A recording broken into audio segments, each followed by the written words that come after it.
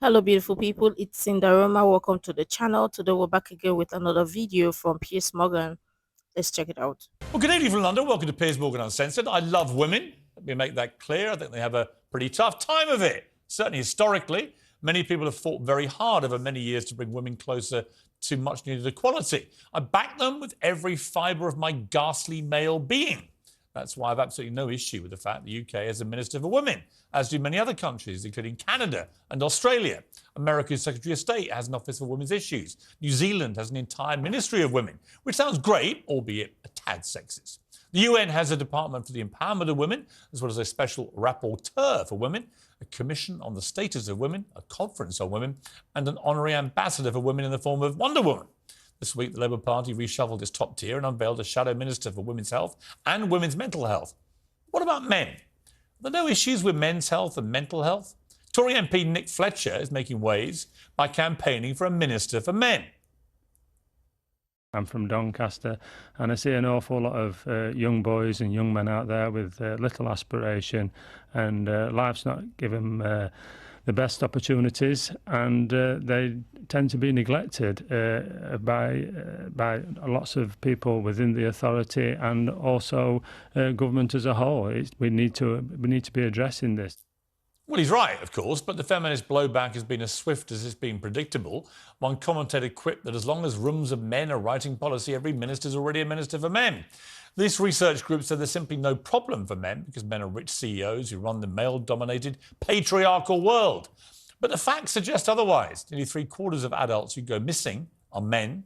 87% of rough sleepers in the UK are men. Men are 3 times more likely to become alcoholics or drug addicts. Men are more likely to be sectioned. Most suicides are men. Most prisoners are men. Most people who are vilified and ostracised for sharing their opinions, they're men. Young men are falling behind in school, and young men are also constantly browbeaten by man-bashing movies like Barbie and phrases like rape culture, which teach them that they are evil by design until they can prove otherwise. Men are also subjected to a kind of sex-based shadow justice system, which relies more on the court of public opinion than the court of law. Campaigners hounded Manchester United into offloading their star player Mason Greenwood over a charge of attempted rape, which was dropped. He admits he made mistakes.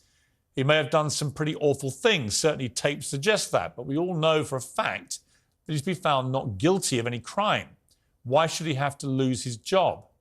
Now the knives are out for another United player, the Brazilian Anthony, who's facing claims from an ex-girlfriend, but hasn't been charged with anything either. Stars like Kevin Spacey and Johnny Depp have been hauled over the coals on the presumed assumption by the court of public opinion of guilt, but were then found not guilty after their reputations were trashed for sometimes years. Spanish football president Luis Rubiales has been called the very worst of society by Spain's government over that unwanted kiss at the World Cup final. Film director Woody Allen said, well, wait a minute, the kiss was wrong, but it didn't burn down a school. Now, Woody Allen might be the last person on earth who should be saying stuff like this in this arena, but would a woman have faced the same tidal wave of hate? Two things can be important at the same time. That's why we can have a Department of Health and a Department of Defence without closing hospitals to go to war. A minister for men seems a pretty smart idea to me, and if the UN needs an ambassador for men, well, look no further. Well, joining me now is the political journalist Ava Santina, Talk TV contributor Esther Krakue, making his much-anticipated return to the Piers pack, the author and journalist Tony Parsons, whose new thriller, Who She Was, is out now. So, Tony, welcome. And with a quote from your... I was about to come to that. So, the half on the back. Well, on the front it says, Who She Was, Obsession Lies, a woman intent on escaping her past. Can you trust the story she tells? Which I assume was Meghan Markle's new autobiography. And then I find there's a brilliantly... somebody else you know. Brilliantly positive quote on the back, which says there's unputdownable and there's walk into lampposts with the latest Tony Parsons in your hand. Wow. Celia Walden, my wife. Anyway, it's a brilliant book, and everyone will love that, as they do all your books. It's why you're one of the biggest sellers in the country. Men, a minister for men, Tony. My gut feeling is no. Really? Yeah, I enjoyed Barbie. I thought it was a really funny movie. Did you? It didn't make me feel persecuted. I know we differ on this, but not really persecuted. I just felt it was so lame, banging on about a dozen times about the patriarchy and all this. Yeah, there's that. But I mean, look, you're outnumbered. Look at you, 2-1 tonight. It made fun of everybody. You know, Barbie gets cellulite. I mean, it made fun of. Yeah, but it was mainly mocking men. But I don't feel we. Ken's a total doofus. He gets his comeuppance. Blah blah blah blah blah. Yeah, no, I really loved it. In fact, the more you're talking, I'm finding I'm loving it more. Have I lost you to this world? No, but have you become a I bit thought woke? it's pretty even-handed, and I think that's why it's been, why it's made $1 billion is because essentially it's got it's not. All right, but but on the yeah. Minister for Men subject, I think it is a serious subject. The reason that people like Andrew Tate get the traction they do, and 1 in 5 kids who come up to me in the street, boys, like teenage boys, early 20s, 1 in 5, maybe more, that come up to me on a regular basis, they want to talk about Andrew Tate. I think he has an extraordinary influence, for better or worse, right?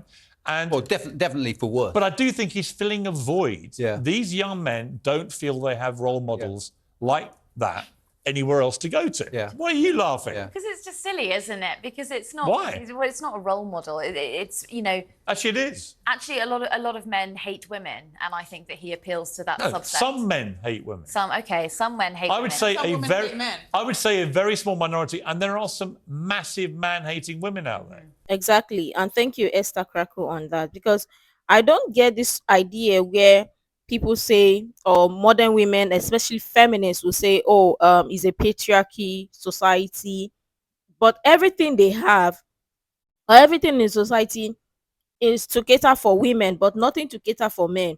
And then when few men come out to start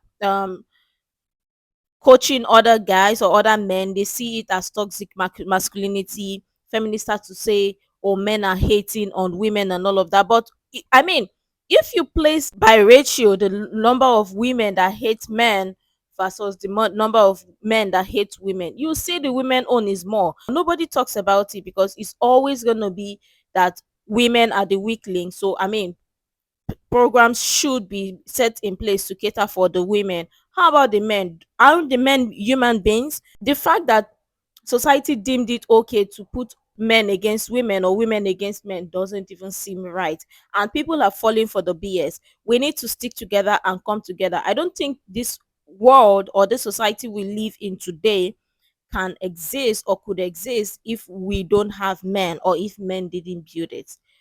So just as there are programs for women, so should there be programs for men as well. I mean, it's equal, right? I thought feminists were for equality, so it can also be equal balance, right?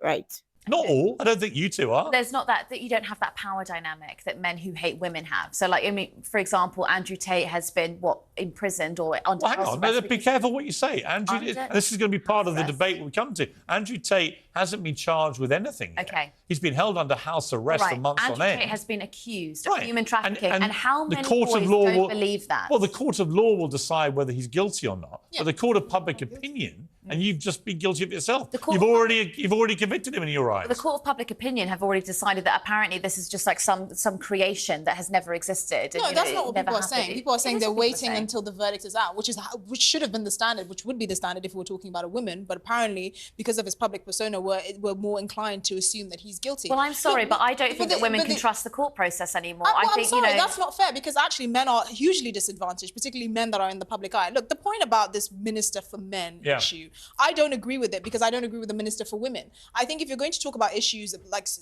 the suicide rates or cancer rates amongst men and women, for instance, you should have independent ministries for those specific issues, because men and women, if you have a ministry for men and ministry for women, at some point their interests will collide. So if you wanted to get funding for prostate cancer, a bit more you might have to engagement take with it. fathers. I think fathers need to be a bit more engaged with their sons. I think that the reason why. But also, but family courts are can't we separate toxic masculinity from masculinity? Yeah, well, I think there's nothing wrong with being a masculine male. No, but it's become, since we were young men, it's become there's no Muhammad Ali to look up to these days. You've got these, a surprisingly large number of them seem to be at Manchester United, I have to say.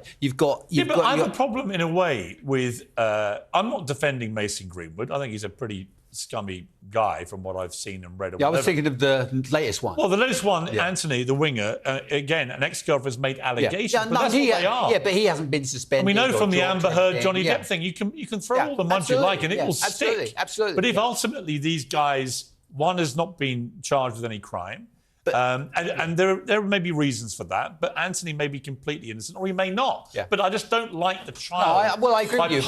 I agree with you. But I do think that those guys, those young, those elite athletes, I think that they have a responsibility. They have a responsibility to young men. They have a responsibility. But we have a duty as a society to be fair to them. Of course, if they are leveled with allegations, which may or may not be true. I think the reason why there is a void in sort of masculine role models is because we can't agree on what masculinity is. Right. If you have a man that likes to go to the gym, who says he likes young, beautiful women or whatever, he's a toxic male. Yeah. Because you have a bunch of old hags complaining that they're not attracted. They're not being. No, seriously, you have a bunch of old, overweight women whinging that those types of men don't find them attractive. We don't agree on what a masculine man is, and that's why there is a void. That's why you have such a spectrum between Andrew Tate and Jordan I don't even Peterson, think who the are literally patriarchy poles apart. exists anymore. You are being disingenuous. What's the biggest movie? What's the biggest movie of the year?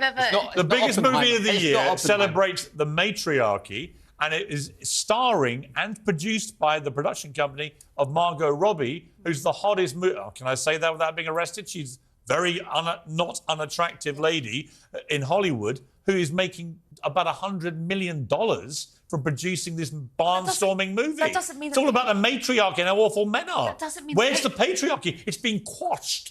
The patriarchy is in our court system, which only prosecutes 1% of all allegations against rape. The patriarchy is in our somehow workplaces. vanishes in the family court system when most men are not actually even given custody or goodness allowed sake. to see their children. The patriarchy is in seriously. our workplace. Okay, so my boss, ultimate boss for Talk TV, is a woman. My boss at The Sun, where Tony and I write columns, is a woman. 2 out of the 3 panelists tonight are women. Yeah. How's the old patriarchy looking? A little bit diminished from where I'm media looking. has always been ahead of the rest of the country. Like we know that because it's a bit more liberal. We do know that, but like the thing if is, you look, why if you don't look we at the complain equal pay about the fact reports, that the lack of female bin cleaners, right? The What? patriarchy only works one way. You want to see women in front-facing positions that look glamorous, but we never complain about female bricklayers, for instance, or I have female not bin. said that. I have never actually seen a female bin person. I've never seen one. Yeah, And we can't even call them bin men because that's offensive to women. Exactly. When do you ever see women doing the bin stuff? Well, you I see think them on that's in the ads. In the ads. Well, yeah, so they have a. I mean, I make my wife put out the bins, don't get me wrong, but I'm talking about actual. Yeah, of course. Of course. Yeah, in Barbie, they say the patriarchy. Patriarchy is very much alive in one of my house. Kenny's told that the patriarchy still exists. We're just a bit more quiet about it. I mean, Esther is right. And to look at it this way, modern feminists only want equality or things that are favorable to them when it favors them. But when it's for the general, when it includes both male and female or man and woman, then they see it as a problem, because why would a man also own or have this thing? I think also part of this divide also has to do with the home. Exactly what Esther said in family court. But again, let's talk about home, because sometimes some young boys growing up don't even have male figure at home. So sometimes it's kind of like psychologically they always want to look for or sort out for a fatherly figure, a manly figure, a masculine figure outside. Talk about toxic masculinity. Can we also agree if there is toxic masculinity, there is also toxic femininity or whatever?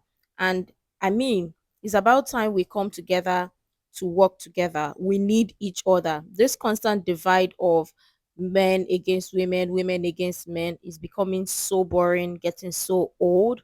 And that is not what we need in the society. We already have a lot more things to work on, a lot more divide. So we need to start coming together. And again, for the Barbie movie, it wasn't funny to me, because if it were men who made a movie like that, I don't think women will find it funny. So it wasn't funny. There was nothing about it that was cute. And honestly, it's disgusting to watch or to see. But I really love your thoughts in the comments down below. You can share the useful information you think might be really helpful. Make sure to like, comment, and subscribe on all of that stuff. And until next time, see you in the next video.